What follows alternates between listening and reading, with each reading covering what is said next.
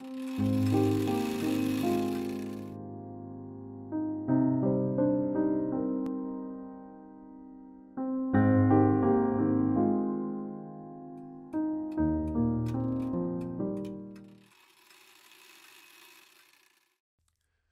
sommes le 18 février 1800.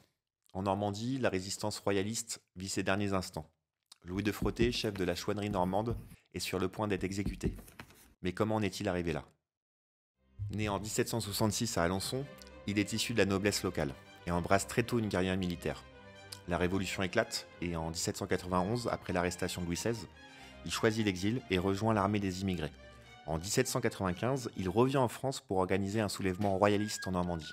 La lutte est âpre, mais la répression le contraint à s'exiler en Angleterre à l'été 1796. En septembre 1799, le pays est secoué par la guerre civile et les conflits extérieurs. Frotté reprend les armes et relance l'insurrection. Stratégie, ruse, embuscade, il harcèle les troupes républicaines et devient une menace sérieuse pour le régime.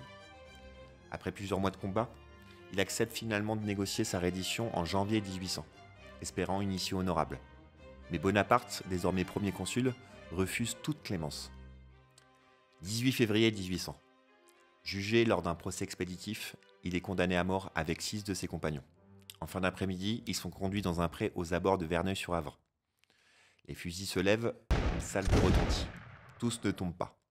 Frotté, deux de ses hommes, encore conscients, se redressent une dernière fois. « Vive le roi !» lance-t-il d'une voix ferme, avant d'être achevé. Ainsi disparaît le chef emblématique de la cause royaliste en Normandie.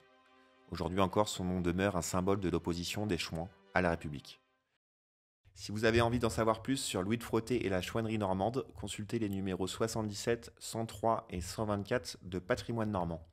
Vous y découvrirez de façon approfondie des phases historiques de cette période, ainsi que les lieux en Normandie liés à ce personnage.